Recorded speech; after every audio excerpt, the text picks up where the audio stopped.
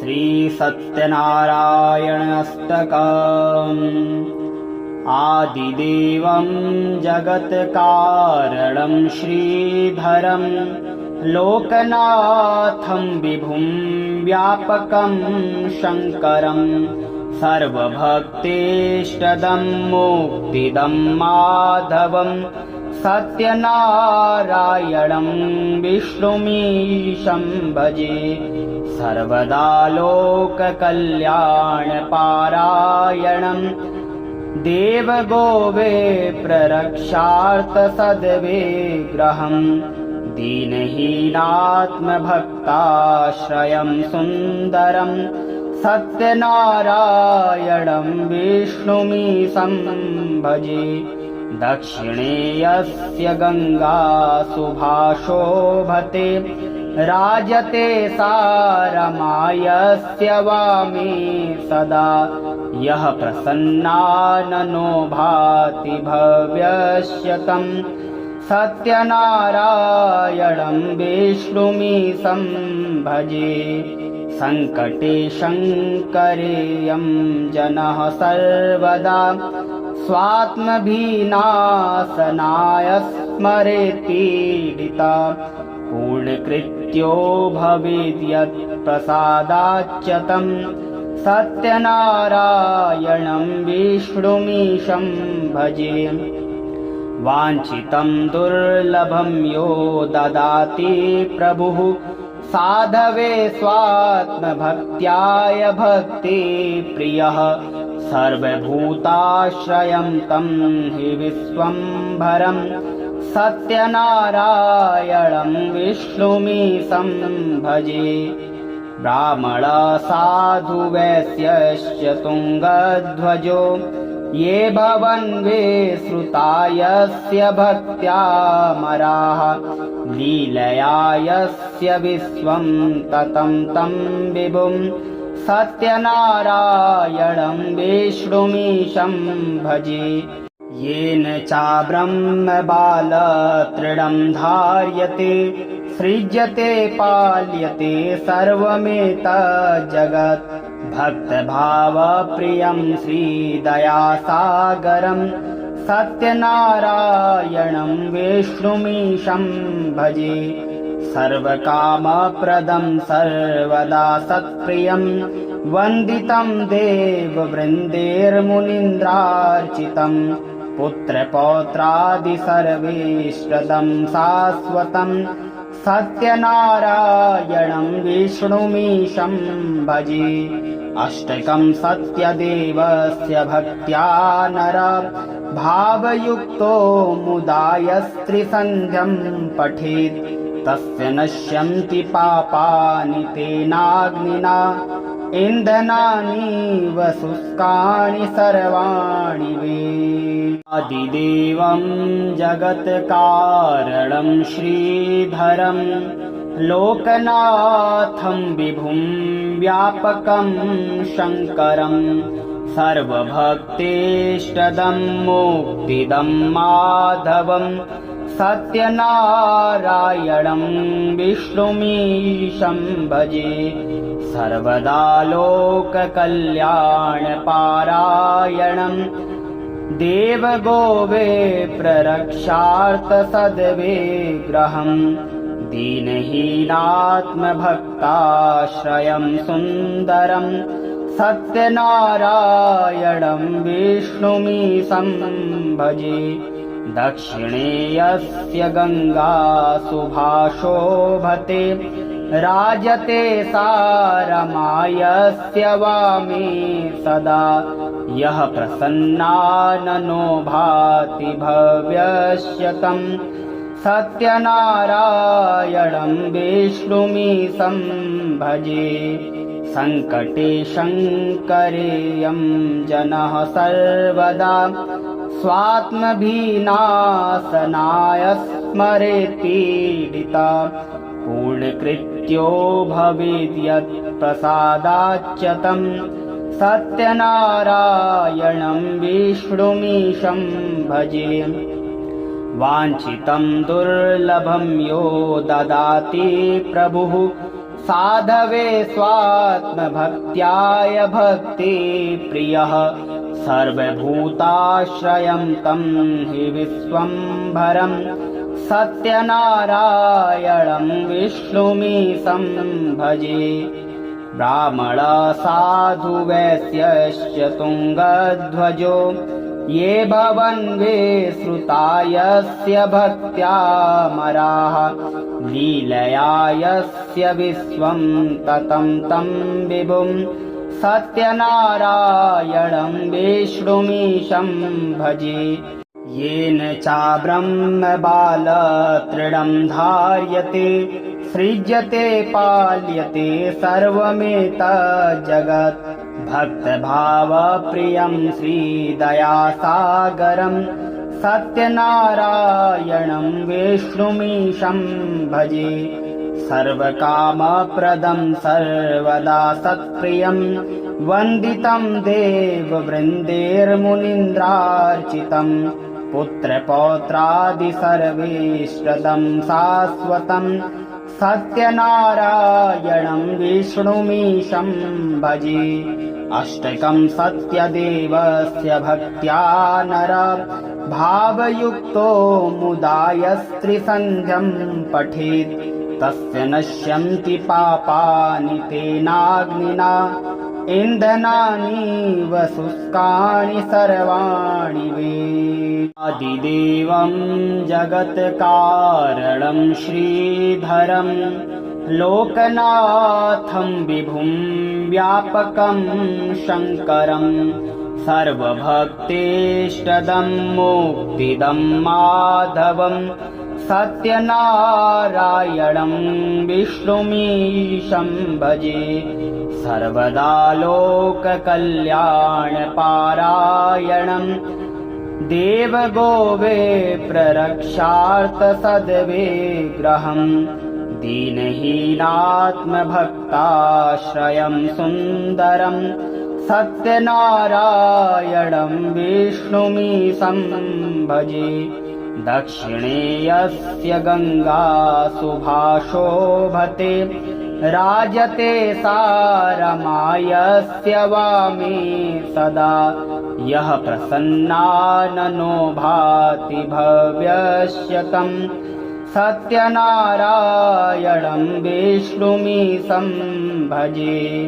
सङ्कटे शङ्करेयं जनः सर्वदा स्वात्मभिनाशनाय स्मरेत्पीडिता पूर्णकृत्यो भवेद्यत् प्रसादाच्च तं सत्यनारायणं विष्णुमीशं भजे। वाञ्छितं दुर्लभं यो ददाति प्रभुः साधवे स्वात्मभक्त्याय भक्तिप्रियः सर्वभूताश्रयं तं हि विश्वम्भरं सत्यनारायणं विष्णुमीशं भजे। ब्राह्मणसाधु वैश्यश्च तुङ्गध्वजो ये भवन्वे श्रुता यस्य भक्त्यामराः लीलया यस्य विश्वं ततं तं विभुं सत्यनारायणं विष्णुमीशं भजे। येन चाब्रह्मबालतृणं धार्यते सृज्यते पाल्यते सर्वमेतज्जगत् भक्तभावप्रियं श्रीदयासागरं सत्यनारायणं विष्णुमीशं भजे।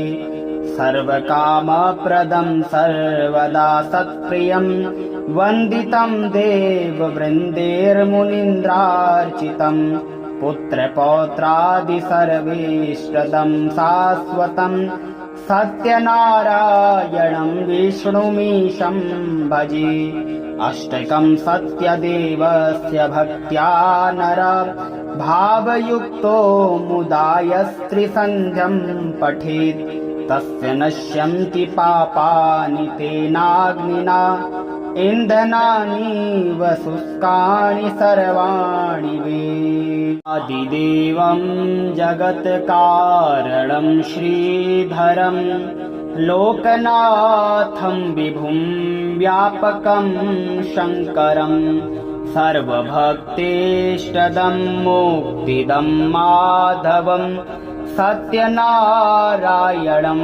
विष्णुमीशं भजे सर्वदा लोककल्याणपारायणं देवगोवे प्ररक्षार्थसद्विग्रहं दीनहीनात्मभक्ताश्रयं सुन्दरं सत्यनारायणं विष्णुमीशं भजे दक्षिणे यस्य गङ्गा सुभाषोभते राजते सारमायस्य वामे सदा यः प्रसन्नाननो भाति भव्यस्य तं सत्यनारायणं विष्णुमीशं भजे सङ्कटे शङ्करेयं जनः सर्वदा स्वात्मभिनाशनाय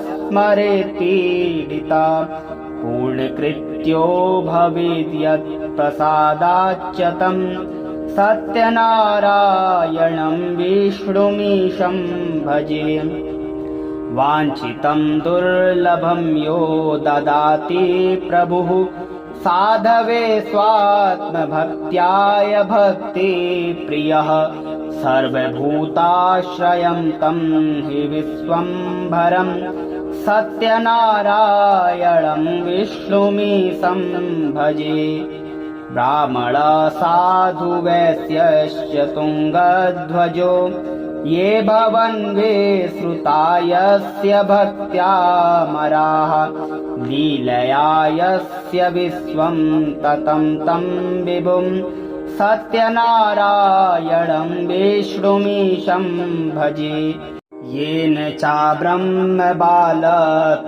धार्यते सृज्यते पाल्यते सर्वमेतज्जगत् भक्तभावप्रियं श्रीदयासागरं सत्यनारायणं विष्णुमीशं भजे सर्वकामप्रदं सर्वदा सत्प्रियं वन्दितं देववृन्दैर्मुनीन्द्रार्चितं पुत्रपौत्रादि सर्वेष्टदं शाश्वतं सत्यनारायणं विष्णुमीशं भजे अष्टकं सत्यदेवस्य भक्त्या नर भावयुक्तो मुदाय स्त्रिसन्ध्यं पठेत् तस्य नश्यन्ति पापानि तेनाग्निना इन्धनानीव शुष्कानि सर्वाणि वे आदिदेवं जगत्कारणं श्रीधरं लोकनाथं विभुं व्यापकं शङ्करं सर्वभक्तेष्टदं मुक्तिदं माधवं सत्यनारायणं विष्णुमीशं भजे सर्वदा लोककल्याणपारायणं देवगोवे प्ररक्षार्थसद्विग्रहं दीनहीनात्मभक्ताश्रयं सुन्दरं सत्यनारायणं विष्णुमीशं भजे दक्षिणे यस्य गङ्गा सुभाषोभते राजते सारमायस्य वामे सदा यः प्रसन्नाननो भाति भव्यस्य तं सत्यनारायणं विष्णुमीशं भजे सङ्कटे शङ्करेयं जनः सर्वदा स्वात्मभिनाशनाय स्मरेत्पीडिता पूर्णकृत्यो भवेद्यत् प्रसादाच्च तं सत्यनारायणं विष्णुमीशं भजे वाञ्छितं दुर्लभं यो ददाति प्रभुः साधवे स्वात्मभक्त्याय भक्तिप्रियः सर्वभूताश्रयं तं हि विश्वम्भरं सत्यनारायणं विष्णुमीशं भजे। ब्राह्मण साधु वैश्यश्च तुङ्गध्वजो ये भवन्वे श्रुता यस्य भक्त्यामराः लीलया यस्य विश्वं ततं तं विभुं सत्यनारायणं विष्णुमीशं भजे।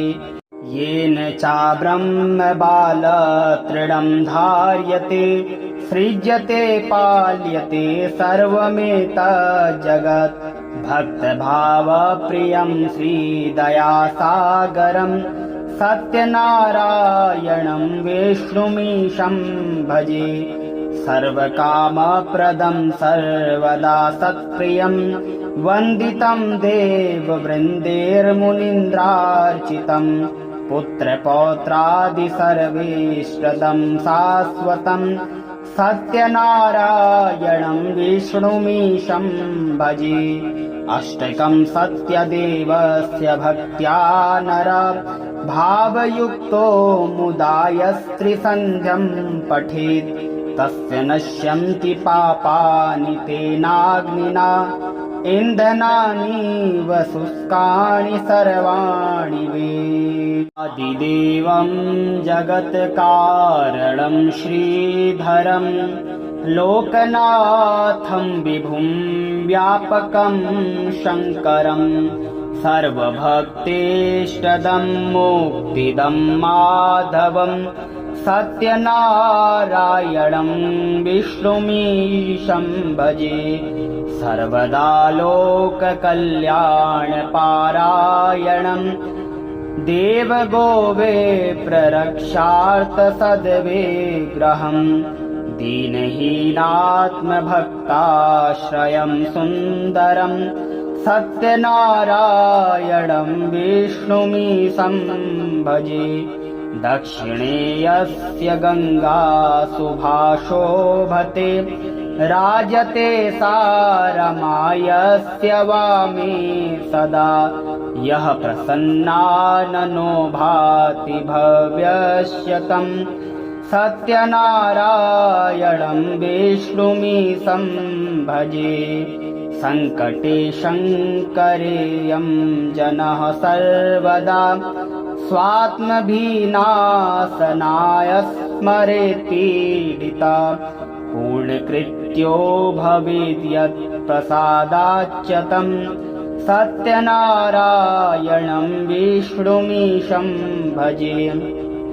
वाञ्छितं दुर्लभं यो ददाति प्रभुः साधवे स्वात्मभक्त्याय भक्तिप्रियः सर्वभूताश्रयं तं हि विश्वम्भरं सत्यनारायणं विष्णुमीशं भजे। ब्राह्मण साधु वैश्यश्च तुङ्गध्वजो ये भवन्वे श्रुता यस्य भक्त्यामराः लीलया यस्य विश्वं ततं तं विभुं सत्यनारायणं विष्णुमीशं भजे। येन चाब्रह्मबालतृणं धार्यते सृज्यते पाल्यते सर्वमेतज्जगत् भक्तभावप्रियं श्रीदयासागरं सत्यनारायणं विष्णुमीशं भजे। सर्वकामप्रदं सर्वदा सत्प्रियं वन्दितं देववृन्दैर्मुनीन्द्रार्चितं पुत्रपौत्रादि सर्वेष्टदं शाश्वतं सत्यनारायणं विष्णुमीशं भजे। अष्टकं सत्यदेवस्य भक्त्या नर भावयुक्तो मुदा यस्त्रिसन्ध्यं पठेत् तस्य नश्यन्ति पापानि तेनाग्निना इन्धनानीव शुष्कानि सर्वाणि वे। आदिदेवं जगत्कारणं श्रीधरं लोकनाथं विभुं व्यापकं शङ्करं सर्वभक्तेष्टदं मुक्तिदं माधवं सत्यनारायणं विष्णुमीशं भजे सर्वदा लोककल्याणपारायणं देवगोवे प्ररक्षार्थसद्विग्रहं दीनहीनात्मभक्ताश्रयं सुन्दरं सत्यनारायणं विष्णुमीशं भजे दक्षिणे यस्य गङ्गा सुभाषोभते राजते सारमायस्य वामे सदा यः प्रसन्नाननो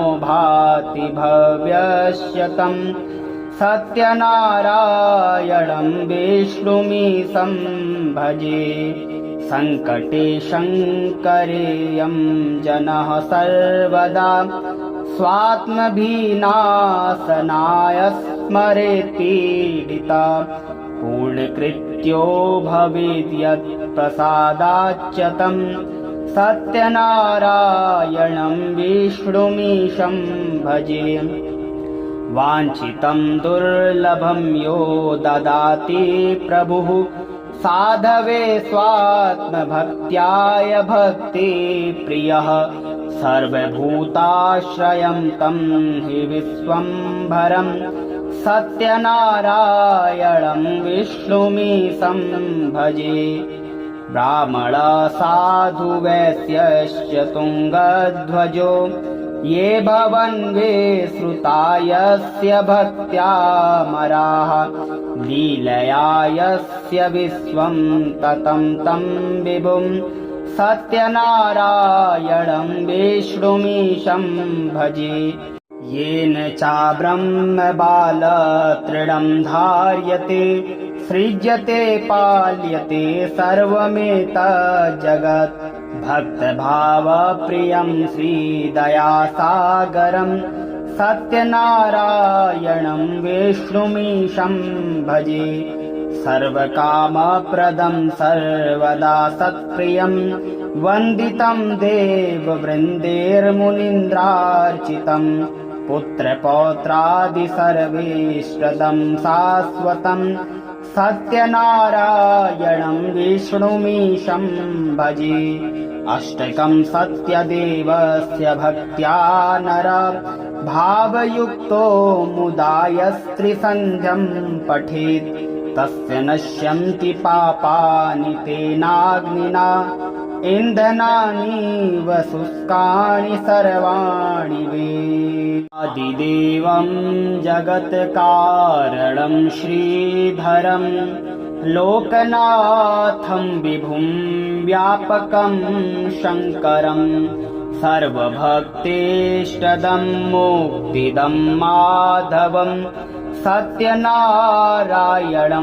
विष्णुमीशं भजे सर्वदा लोककल्याणपारायणं देवगोवे प्ररक्षार्थसद्विग्रहं दीनहीनात्मभक्ताश्रयं सुन्दरं सत्यनारायणं विष्णुमीशं भजे दक्षिणे यस्य गङ्गा सुभाषोभते राजते सारमायस्य वामे सदा यः प्रसन्नाननो भाति भव्यस्य तं सत्यनारायणं विष्णुमीशं भजे सङ्कटे शङ्करेयं जनः सर्वदा स्वात्मभिनाशनाय स्मरेत्पीडिता पूर्णकृत्यो भवेद्यत् प्रसादाच्च तं सत्यनारायणं विष्णुमीशं भजे वाञ्छितं दुर्लभं यो ददाति प्रभुः साधवे स्वात्मभक्त्याय भक्तिप्रियः सर्वभूताश्रयं तं हि विश्वम्भरं सत्यनारायणं विष्णुमीशं भजे ब्राह्मण साधु वैश्यश्च तुङ्गध्वजो ये भवन्वे श्रुता यस्य भक्त्यामराः लीलया यस्य विश्वं ततं तं विभुं सत्यनारायणं विष्णुमीशं भजे। येन चाब्रह्मबालतृणं धार्यते सृज्यते पाल्यते सर्वमेतज्जगत् भक्तभावप्रियं श्रीदयासागरं सत्यनारायणं विष्णुमीशं भजे। सर्वकामप्रदं सर्वदा सत्प्रियं वन्दितं देववृन्देर्मुनीन्द्रार्चितं पुत्रपौत्रादि सर्वेष्टदं शाश्वतं सत्यनारायणं विष्णुमीशं भजे। अष्टकं सत्यदेवस्य भक्त्या नर भावयुक्तो मुदा यस्त्रिसन्ध्यं पठेत् तस्य नश्यन्ति पापानि तेनाग्निना इन्धनानीव शुष्कानि सर्वाणि वे। आदिदेवं जगत्कारणं श्रीधरं लोकनाथं विभुं व्यापकं शङ्करं सर्वभक्तेष्टदं मुक्तिदं माधवं सत्यनारायणं विष्णुमीशं भजे। सर्वदा लोककल्याणपारायणं देवगोवे प्ररक्षार्थसद्विग्रहं दीनहीनात्मभक्ताश्रयं सुन्दरं सत्यनारायणं विष्णुमीशं भजे। दक्षिणे यस्य गङ्गा सुभाषोभते राजते सा रमा यस्य वामे सदा यः प्रसन्नाननो भाति भव्यस्य तं सत्यनारायणं विष्णुमीशं भजे। सङ्कटे शङ्करेयं जनः सर्वदा स्वात्मभिनाशनाय स्मरेत्पीडिता पूर्णकृत्यो भवेद् यत् प्रसादाच्च तं सत्यनारायणं विष्णुमीशं भजे। वाञ्छितं दुर्लभं यो ददाति प्रभुः साधवे स्वात्मभक्त्याय भक्तिप्रियः सर्वभूताश्रयं तं हि विश्वम्भरं सत्यनारायणं विष्णुमीशं भजे। ब्राह्मण साधु वैश्यश्च तुङ्गध्वजो ये भवन्वे श्रुता यस्य भक्त्यामराः लीलया यस्य विश्वं ततं तं विभुं सत्यनारायणं विष्णुमीशं भजे। येन चाब्रह्मबालतृणं धार्यते सृज्यते पाल्यते सर्वमेतज्जगत् भक्तभावप्रियं श्रीदयासागरं सत्यनारायणं विष्णुमीशं भजे। सर्वकामप्रदं सर्वदा सत्प्रियं वन्दितं देववृन्देर्मुनीन्द्रार्चितं पुत्रपौत्रादि सर्वेष्टदं शाश्वतं सत्यनारायणं विष्णुमीशं भजे। अष्टकं सत्यदेवस्य भक्त्या नर भावयुक्तो मुदा यस्त्रिसन्ध्यं पठेत् तस्य नश्यन्ति पापानि तेनाग्निना इन्धनानीव शुष्कानि सर्वाणि वे।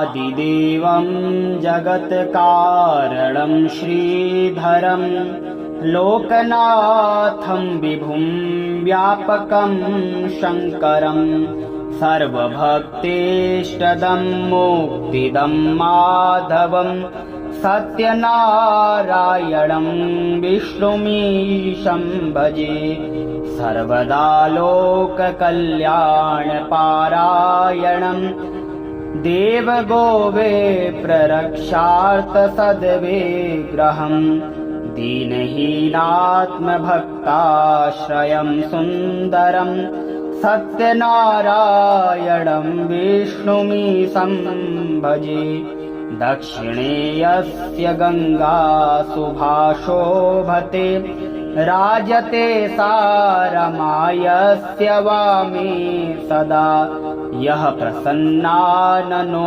भाति भव्यस्य तं सत्यनारायणं विष्णुमीशं भजे संकटे शङ्करेयं जनः सर्वदा स्वात्मभिनाशनाय स्मरेत्पीडिता पूर्णकृत्यो भवेद् यत् प्रसादाच्च तं सत्यनारायणं विष्णुमीशं भजे वाञ्छितं दुर्लभं यो ददाति प्रभुः साधवे स्वात्मभक्त्याय भक्तिप्रियः सर्वभूताश्रयं तं हि विश्वम्भरं सत्यनारायणं विष्णुमीशं भजे ब्राह्मणसाधु वैश्यश्च तुङ्गध्वजो ये भवन्वे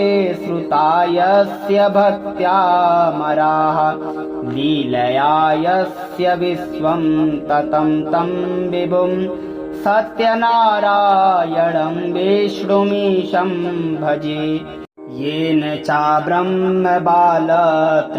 धार्यते सृज्यते पाल्यते सर्वमेतज्जगत् भक्तभावप्रियं श्रीदयासागरं सत्यनारायणं विष्णुमीशं भजे सर्वकामप्रदं सर्वदा सत्प्रियं वन्दितं देववृन्दैर्मुनीन्द्रार्चितं पुत्रपौत्रादि सर्वेष्टदं शाश्वतं सत्यनारायणं विष्णुमीशं भजे अष्टकं सत्यदेवस्य भक्त्या नर भावयुक्तो मुदा यस्त्रिसन्ध्यं पठेत् तस्य नश्यन्ति पापानि तेनाग्निना इन्धनानीव शुष्कानि सर्वाणि वे आदिदेवं जगत्कारणं श्रीधरं लोकनाथं विभुं व्यापकं शङ्करं सर्वभक्तेष्टदं मुक्तिदं माधवं सत्यनारायणं विष्णुमीशं भजे सर्वदा लोककल्याणपारायणं देवगोविप्ररक्षार्थसद्विग्रहं दीनहीनात्मभक्ताश्रयं सुन्दरं सत्यनारायणं विष्णुमीशं भजे दक्षिणे यस्य गंगा सुभाषोभते राजते सारमायस्य वामे सदा यः प्रसन्नाननो भाति भव्यस्य तं सत्यनारायणं विष्णुमीशं भजे संकटे शङ्करेयं जनः सर्वदा स्वात्मभिनाशनाय स्मरेत्पीडिता पूर्णकृत्यो भवेद् यत् प्रसादाच्च तं सत्यनारायणं विष्णुमीशं भजे वाञ्छितं दुर्लभं यो ददाति प्रभुः साधवे स्वात्मभक्त्याय भक्तिप्रियः सर्वभूताश्रयं तं हि विश्वम्भरं सत्यनारायणं विष्णुमीशं भजे ब्राह्मणसाधु वैश्यश्च तुङ्गध्वजो ये भवन्वे श्रुता यस्य भक्त्यामराः लीलया यस्य विश्वं ततं तं विभुं सत्यनारायणं विष्णुमीशं भजे। येन चाब्रह्मबालतृणं धार्यते सृज्यते पाल्यते सर्वमेतज्जगत् भक्तभावप्रियं श्रीदयासागरं सत्यनारायणं विष्णुमीशं भजे।